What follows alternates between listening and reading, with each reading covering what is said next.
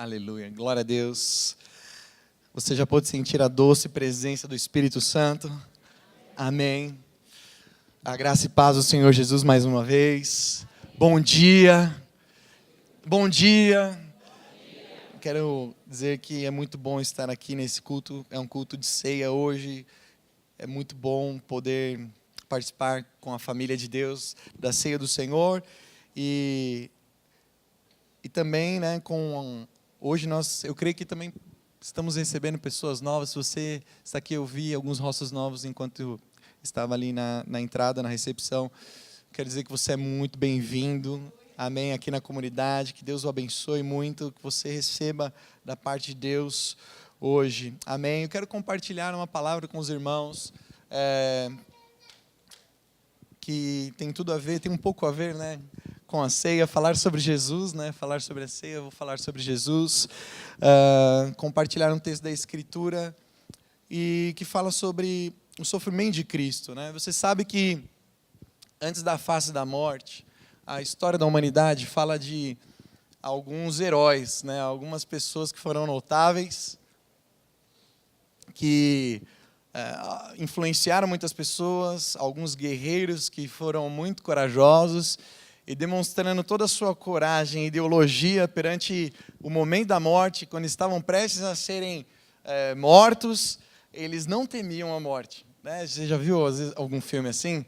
É que o grande herói do filme, ele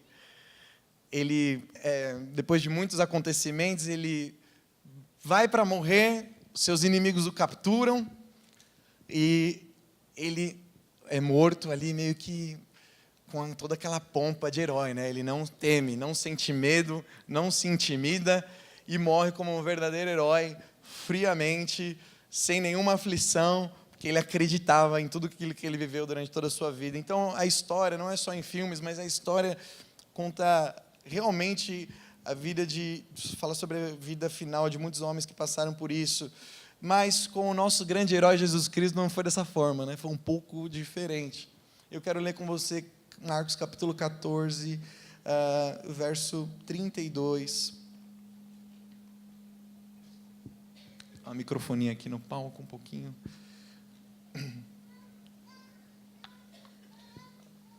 Marcos 14, 32, que fala do nosso Jesus no Getsemane.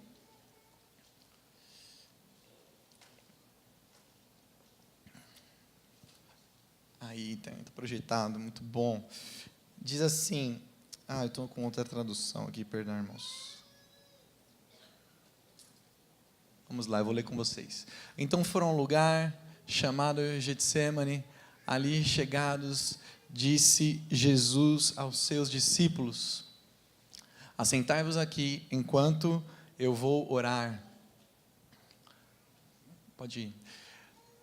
E levando consigo a Pedro, Tiago e João, começou a sentir-se tomado de pavor e angústia. Pavor e angústia. E lhes disse: a minha alma está profundamente triste até a morte. Ficai aqui e vigiai. E, adiantando-se um pouco, prostrou-se em terra e orava para que, se possível, lhe fosse poupada aquela hora. E ele disse: Abba, Pai, tudo te é possível. Passa de mim este cálice. Contudo, não seja o que eu quero, e sim o que tu queres.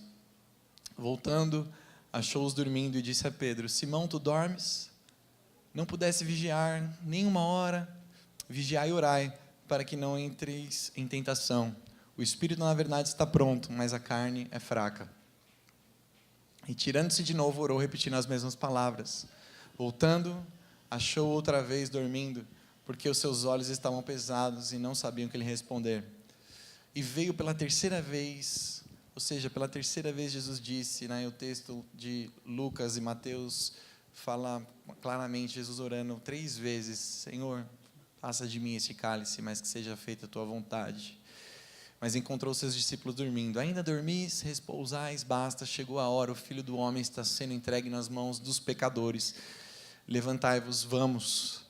Eis que o traidor se aproxima. Então, aqui é um texto que mostra que Jesus, ele abre o seu coração totalmente para os seus discípulos, ele abre o seu coração totalmente para Deus e para os leitores. somos nós, desse evangelho, e revela as suas lutas, as suas agonias, os seus medos perante a face da morte. Jesus não é frio, não vai para a morte de maneira fria e parado assim no seu ideal, não. Ele sofre, ele passa por um grande sofrimento antes de ser crucificado. E ele aqui rasga o seu coração perante os discípulos que ele mais andava, Pedro, Tiago e João, de maneira assim dilacerada. Ele se volta para Deus, orando e diz: Pai, existe algum modo de passar de mim este cálice? Existe algum modo de evitar esse sofrimento, de me livrar dessa execução? A palavra de Deus diz então que ele começou a se afligir. Isso no original, afligir, significa ficou atônito, aturdido, né? Ficou desesperado. O texto também diz que Jesus começou a angustiar-se. Você sabe o que significa angústia? O seu coração ficou apertado. Angústia é isso. Aqui o termo significa ser tomado de horror. Angustiado é isso. Imagine-se que você está andando pela rua, ouve um barulho, cruzando a esquina, vê que um ente muito querido seu acabou de ser atropelado. O horror toma conta de você. Suas pernas começam a ficar bambas, o seu corpo gelado, e você sente vontade até de desmaiar. Jesus estava tomado por um grande horror perante a face da morte, a execução que viria. E ele disse, essas palavras mexem muito comigo: a minha alma está tão triste que estou a ponto de morrer. Parece que Jesus iria morrer ali no jardim, de tão angustiado e perante tanto sofrimento que estava na sua oração. Era uma oração sofrida, angustiosa. Ele devia estar ali agoniando, urrando perante Deus, dizendo: Pai, se possível, afasta de mim este cálice, mas que seja feita a tua vontade. Perante isso, no texto de Lucas, capítulo 22, o evangelista diz que Jesus, de tanto desespero e angústia, as veias da sua face provavelmente se romperam e ele começou a suar sangue. De tanto desespero, prostrado. Se você alguma vez já dobrou os seus joelhos desesperado e com muito choro, você percebe que parece que um sangue, ele se concentra aqui nessa região da face, e a face de Jesus não aguentou, ele começou a suar sangue, uma cena incrível, nunca descrita por nenhum outro. E esse relato de Jesus, ele é único na história do mundo, irmãos, porque nós temos relatos de cristãos, ou seja, aqueles que creem em Jesus Cristo como Salvador, creem nele como Filho de Deus, que enfrentaram a morte de maneira diferente, que passaram pela morte, foram torturados no Coliseu, dilacerados por feras, por leões, alguns foram queimados, outros cortados em pedaços e dados aos animais, e eles não estavam tão desesperados assim como Jesus estava. Parece que eles estavam até, a gente vê alguns relatos de alguns homens e mulheres indo para a morte, cantando e se alegrando porque iam encontrar com o seu Salvador. E tem um exemplo muito lindo, que no ano passado, começo do ano passado, eu li a respeito, e para essa palavra eu voltei aqui, é lindo demais, que é Policarpo. Policarpo foi um dos pais da igreja. Você conhece João, discípulo de Jesus, a qual estava aqui no Getsemane, e a história da igreja conta que João ele teve um discípulo chamado Policarpo, e que foi bispo da igreja de Esmirna, e o relato da morte de Policarpo é algo assim aterrorizante, é tremendo, é lindo. Ele tinha aproximadamente 85 anos quando o procônsul romano mandou persegui-lo e matá-lo. Ele estava em casa com seus discípulos, era um velhinho. Já tinha tido muitos discípulos e edificado muito a igreja, que naquele tempo era muito perseguido. E em um determinado dia ele sonhou com sua morte, ele sonhou que o seu travesseiro estava pegando fogo. E quando ele acordou, ele disse para os seus discípulos: eu vou morrer em breve, vou morrer queimado. 3 dias depois, os soldados de uma multidão de pessoas vieram para prendê-lo, para levá-lo, e eles se surpreenderam com o que encontraram. Não imaginavam que Policarpo era um senhor de 85 anos de idade, que mandou aquelas pessoas entrarem, pediu algumas horas, e perante a viagem daquelas pessoas que vieram prendê-lo para levar até o procônsul, ele oferece comida a elas, porque algumas estavam com fome, e pede algum tempo para orar, e a história diz que Policarpo começa a orar, e durante 2 horas ele ora na frente daqueles que queriam queimá-lo, e todos ficaram atônitos. Depois desse período, levaram ele para o procônsul, e o procônsul fez ele negar a sua fé em Jesus, e ele disse: você acha que depois de 85 anos com Cristo, eu o negaria perante a face da morte? Vai logo, faz o que você tem que fazer. Então ele não estava desesperado, ele estava, na verdade, era ansioso.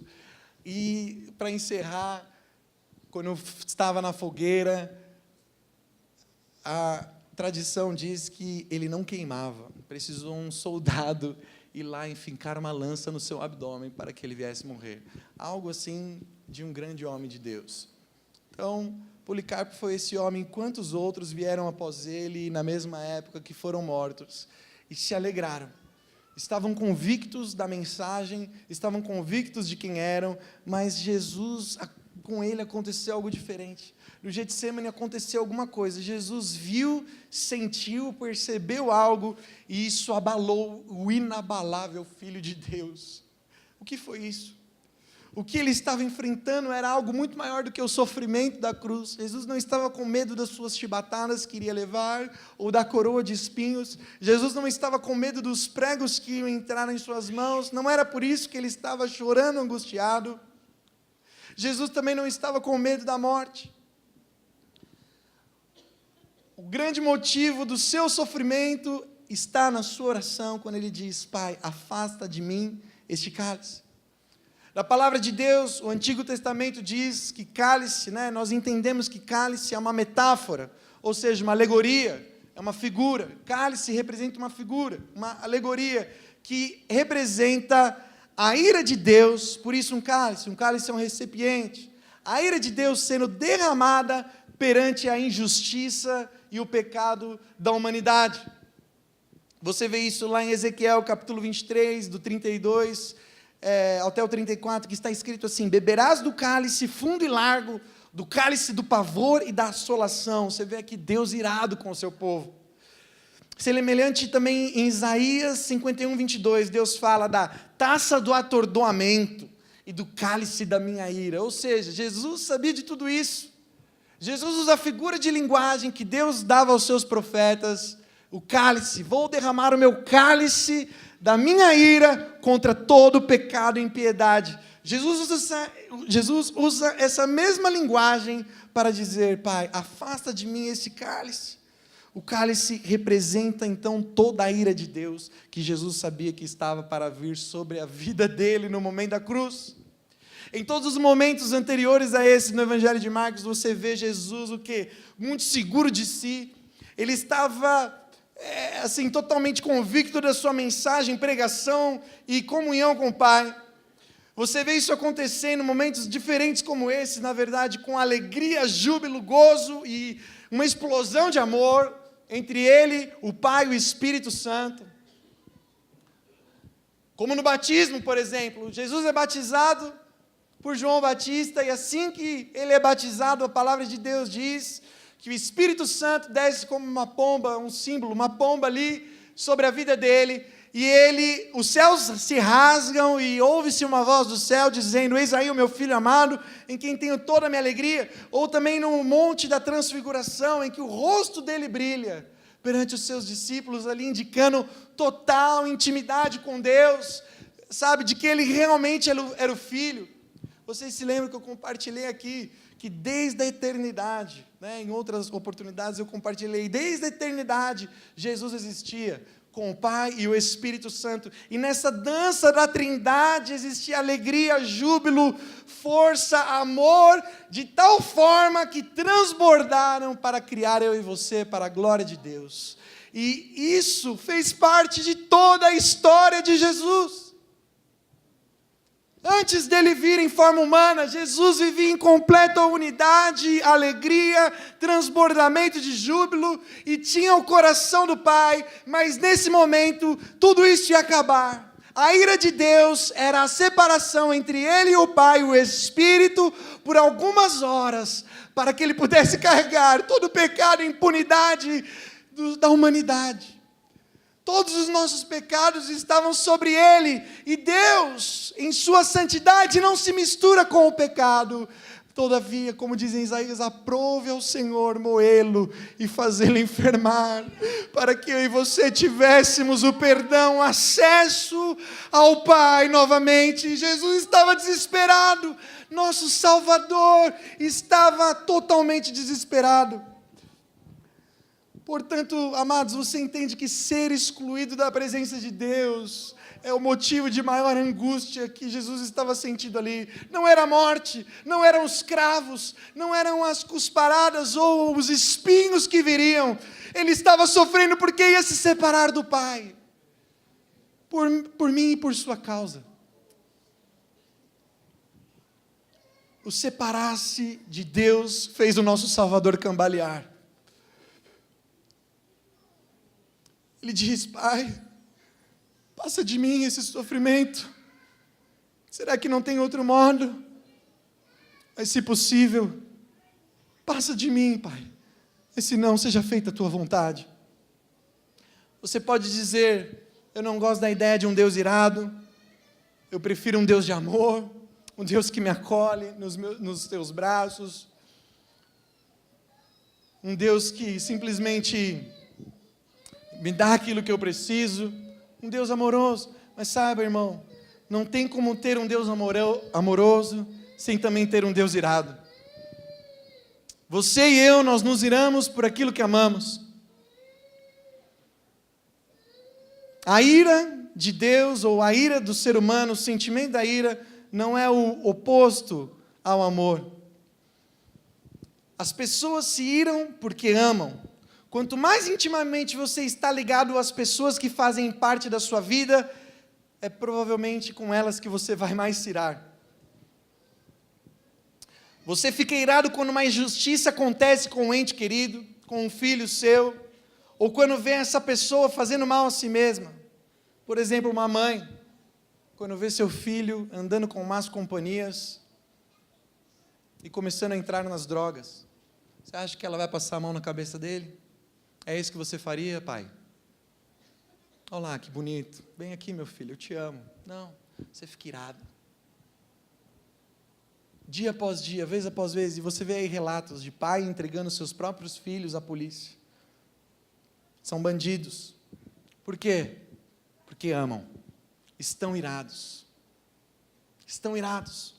E isso acontece também no relacionamento com o nosso Deus. Ele está irado. Romanos capítulo 1 e capítulo 2 diz isso. A ira de Deus se revela contra toda a impunidade e justiça.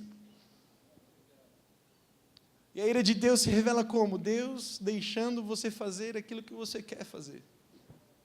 Ele nos entregou as nossas próprias paixões. Isso daqui dá muito assunto. Mas é fato que Deus está irado. Deus está irado quando vê eu e você nos prejudicando nas nossas próprias paixões que não nos preenchem. Paixões por sexo, dinheiro, poder, satisfação. Deus fica irado quando vê você se submetendo a nada e não se relacionando com Ele.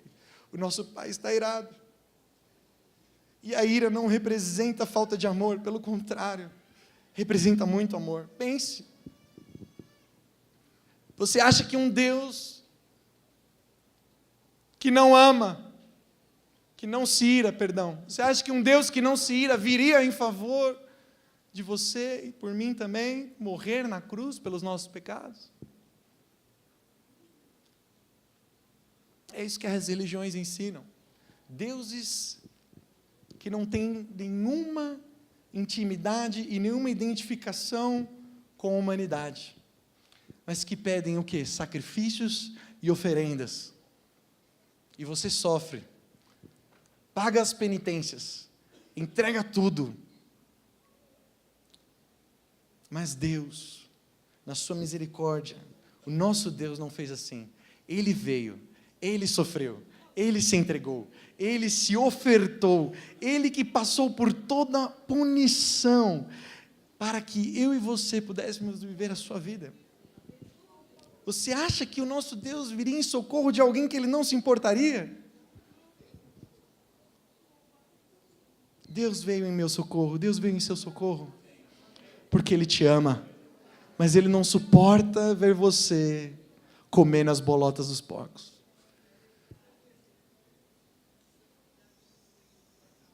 Sabe, e é esse nosso Deus. Quando as circunstâncias da vida, amados, daquilo que você passa, no seu dia a dia, elas estão realizando os desejos do seu coração. Dá um exemplo, seu emprego. Você tem um emprego que você gosta, você sonha, você está satisfeito. Satisfação, a definição de satisfação é o quê? É você vivendo exatamente aquilo que você deseja. E a insatisfação, a angústia, o sofrimento surge em que momento? Quando os desejos do seu coração estão aqui e as circunstâncias estão ali, né? Na verdade, os desejos do coração estão lá, as suas circunstâncias estão aqui. E existe essa distância. Eu quero muito um bom emprego, mas hoje eu não consigo, ele está lá, e eu não tenho ele. Essa distância é o tamanho do seu sofrimento. Você sofre porque não tem aquilo que deseja. Quanto maior a distância, maior o sofrimento. E o que você faz quando essa distância para aquilo que você quer é muito grande? Qual é a sua atitude? Uma das saídas é o quê? Mudar as circunstâncias. Por exemplo, um relacionamento nocivo. Você tem ali um relacionamento que é totalmente prejudicial para você. E você sonha com outro tipo de relacionamento. Então, eu vou parar de sofrer. Eu vou encurtar a distância. Vou encerrar com o relacionamento. Isso é um bom motivo. Ou, por exemplo, você está com o seu estado de saúde perigoso ali, está precisando mudar um estilo de vida. O médico diz para você, olha, para você ter saúde, você precisa cortar isso, regrar a sua alimentação. Então você muda as circunstâncias. Vou parar de comer todas essas coisas. Para quê? Porque eu tenho aquilo que eu desejo, saúde. É assim que fazemos. No entanto, muitas vezes nós lidamos com o nosso sofrimento fugindo de onde estamos, quebrando promessas, rompendo com relacionamentos importantes. Tentamos ir a algum lugar onde os nossos desejos sejam satisfeitos e começamos a negociar tudo para evitar o sofrimento. O ser humano não gosta de sofrer.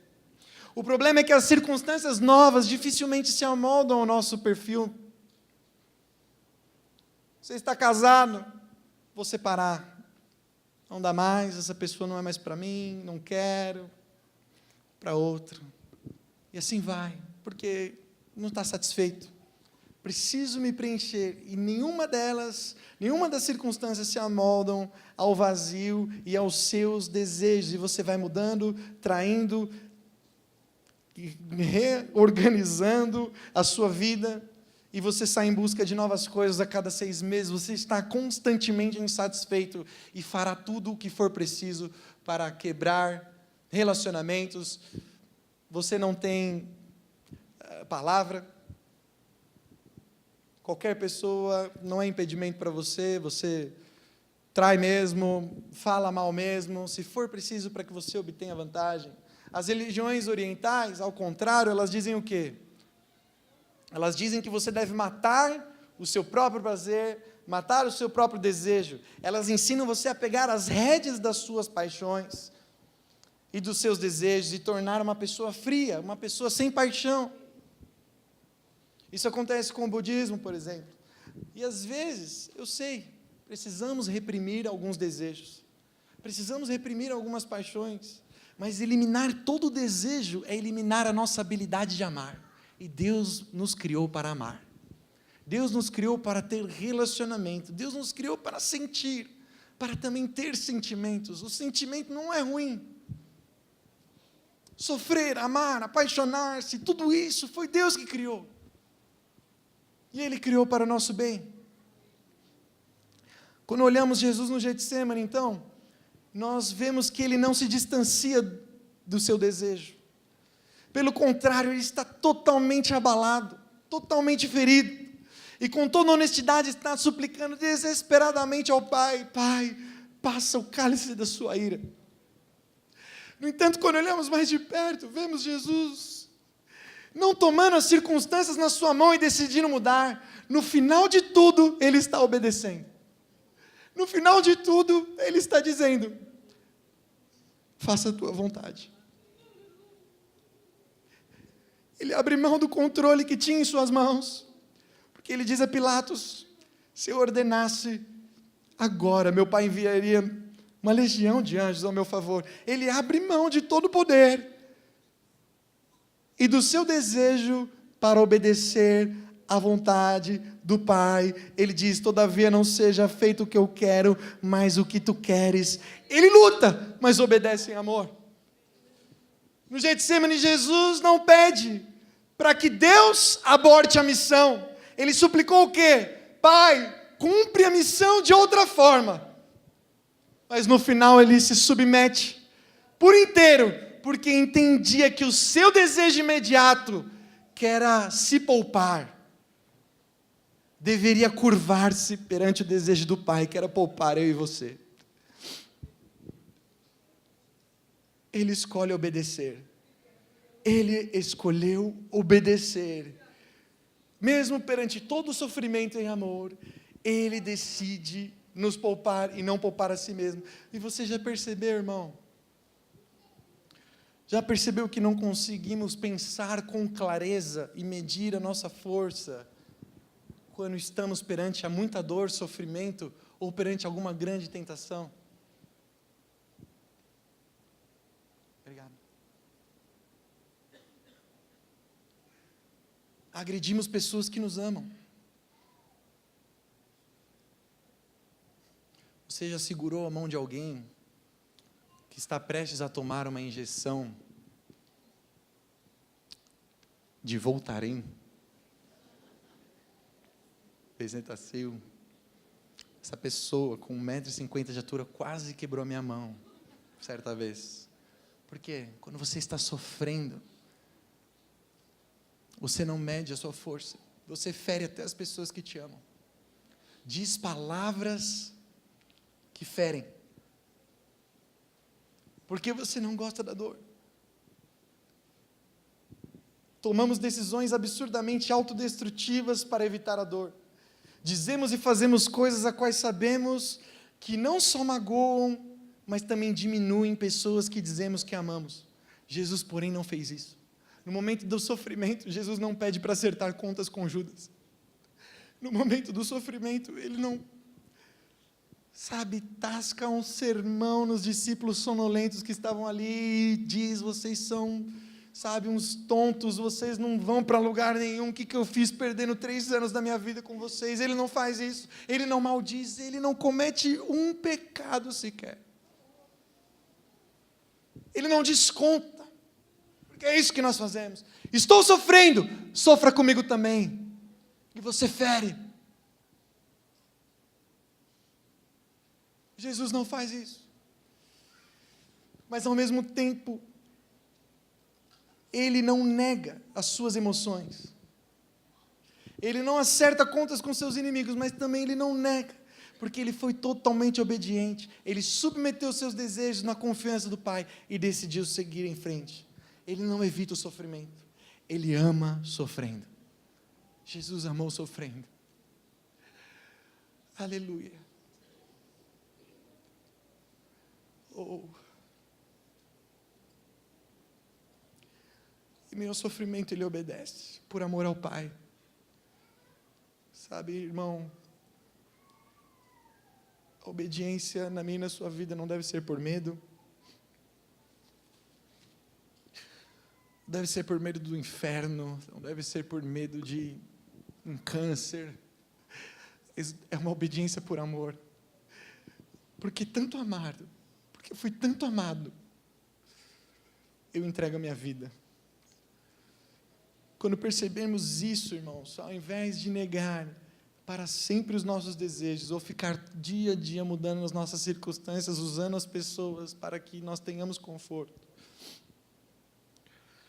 Somente quando percebemos isso é que mudamos, somos capazes de confiar, somos capazes de ter uma experiência real, de viver a maturidade cristã. Porque um dia o Filho de Deus tomou o cálice da ira do Pai, para que eu e você pudéssemos participar do cálice da comunhão. Eu e você, hoje, ao tomarmos o nosso cálice, comermos o nosso pão, lembre-se, o Filho de Deus tomou o cálice da ira, para que você tomasse o cálice da comunhão com o Pai e com seus irmãos. A ceia representa também tudo isso. Nossos desejos mais profundos e as nossas atuais circunstâncias continuarão acontecendo até que venha o reino de Deus, e aí não haverá mais choro, fome, desemprego, angústia, dor, porque todas as coisas se passarão, e o real desejo do nosso coração, que é ter essa intimidade e o prazer da presença de Deus, será completamente exposto num nível que nunca conhecemos, e viveremos com Ele por toda a eternidade. Aleluia! Oh! Aleluia! Como que eu e você sofremos? Quais são as nossas atitudes? Como você lida perante a grande tentação? Você logo se entrega? Como você lida perante o sofrimento atual? Você deixa para trás os seus valores? Maldiz com sua boca?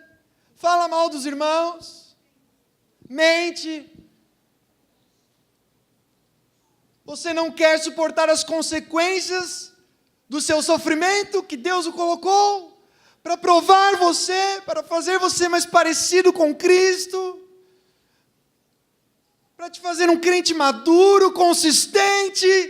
Dia a dia você vai voltar, nunca terá consistência autêntica sem passar pela escola do sofrimento com o Senhor Jesus. Ele te escolhe. E Tiago, irmão do Senhor, diz: irmãos, tem de grande alegria ao passar pelas inúmeras provações. Tem de grande alegria. Por quê? Porque Tiago estava contemplando Jesus. Nunca houve e nunca haverá alguém que sofreu como Jesus sofreu. Nunca haverá alguém que sofreu tudo que ele sofreu. Alguém que foi criado para contemplar a glória do Senhor por toda a eternidade. Sofreu por horas. Se afastou dela, para que você tivéssemos essa presença, essa coisa gloriosa de ter acesso ao Pai. Aleluia, isso é a melhor coisa. E a ceia nos fala disso, irmãos. A ceia, quando Paulo escreve, eu acredito que o pastor Rodrigo vai compartilhar hoje, 1 Coríntios capítulo 11, o apóstolo Paulo, o que ele diz lá ensinando a igreja? Irmãos, examinem-se. Examinem-se em que sentido? Aquele que bebe e come indignamente, sem tomar o conhecimento do corpo. Ou seja, a ceia representa isso. A ceia representa o evangelho, que Cristo sofreu, Cristo entregou tudo. A ira de Deus, o Senhor Jesus bebeu o cálice da ira de Deus, foi derramado sobre ele, para que eu e você tivéssemos comunhão. Você entende? Quando você é chocado por essa mensagem, nenhuma diferença entre nós é grande o suficiente. Nenhum trabalho para o reino é árduo demais. Você está cansado? Eu não quero mais continuar, eu estou triste, estou ferido com a minha liderança, estou ferido com os irmãos, não quero mais liderar, não quero mais fazer. Quando você é esmurrado por essa mensagem de amor e entrega do nosso Senhor e Salvador Jesus Cristo, não tenho outra atitude a não ser servi-lo todos os dias da minha vida. Você está desanimado, eu também fico. Nós passamos por isso, é assim mesmo. A vida e as circunstâncias muitas vezes parecem mais fortes do que aquilo que nós cremos, mas quando dobramos os nossos joelhos, abrimos a palavra de Deus e vemos que pelas pisaduras do Senhor nós fomos sarados, que Ele se fez ira e pecado por nós, para que nós fôssemos ditos de Deus filhos, justos e santos. Tudo muda. O Espírito Santo começa a revelar algo no seu interior, ele começa a fazer uma mudança, e nada é grande demais, nada é difícil demais, tudo vai cooperar para o bem daqueles que amam a Deus e vivem para o seu propósito. Como diz Paulo lá em Romanos capítulo 8, tudo coopera para o bem, inclusive o sofrimento, a angústia, a dor. Portanto, irmãos, ao tomarmos hoje o cálice e comermos do pão, que possamos lembrar disso. O nosso Senhor Jesus tomou o cálice da ira de Deus para que você tomássemos o cálice da comunhão. O momento da ceia é um momento de perdão, de entender o perdão de Deus, de você entender que o perdão de Deus e a falta de perdão ofende muito ao nosso Deus, porque se Ele entregou tudo, prejudicou o seu próprio Filho por amor a nós, quem somos nós para não perdoar? Quem somos nós para ficarmos, indiferentes à situação do outro? Quem somos nós para desistirmos de tudo? Deus pagou um alto preço. Foi pago um alto preço para que eu e você pudéssemos ser um, para que pudéssemos ter intimidade. Foi pago um alto preço. Aleluia. Feche seus olhos. Aleluia.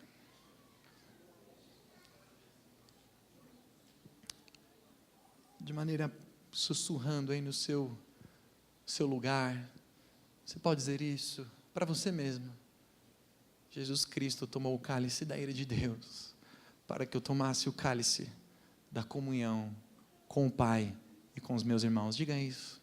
Jesus Cristo tomou o cálice da ira de Deus, sofreu injustamente, para que eu tivesse acesso ao cálice da comunhão, com os meus irmãos, com a minha família. Oh Jesus, obrigado por esse momento, obrigado por tão grande salvação. Pai, talvez existam pessoas aqui que têm evitado o sofrimento, encurtando as distâncias de maneira que não te agrada, ferindo pessoas que deveriam amar, desistindo de propósitos que deveriam continuar, simplesmente para evitar o sofrimento. Pai, Jesus Cristo não evitou a dor, não evitou passar pelo cálice da ira, para que nós tivéssemos acesso. Nenhum sofrimento é grande demais, pelo qual o Senhor não tenha passado. Por isso, Pai, hoje, fala conosco. Pai, continua falando conosco. Eu sei que o Senhor não desiste de nós, mas eu sei que também podemos estar em sofrimento desnecessário, porque não obedecemos, porque não nos submetemos, porque não entregamos. Somos duros de coração e de mente. Pai, livra-nos de ser uma igreja assim. Em nome de Jesus, que todos aqui hoje possam escolher obedecer por amor, não por medo, não por medo de alguma doença, não por medo de desemprego, não por medo de retaliações, mas o Senhor é Pai e corrige aqueles que ama, simplesmente deixando que às vezes passemos por dificuldades e aflições que são momentâneas, para que possamos nos parecer mais com aquilo que o Senhor sonhou. O Senhor quer uma multidão de filhos semelhantes a Jesus. Aleluia. Eu quero ser semelhante a Jesus, Pai, que eu possa passar pelo sofrimento, pela aflição que o Senhor trouxe. Um tempo curto, obediente, obediente até o final. Aleluia, aleluia, aleluia, aleluia. Oh, Espírito Santo de Deus. Fique de pé, irmão, no seu lugar.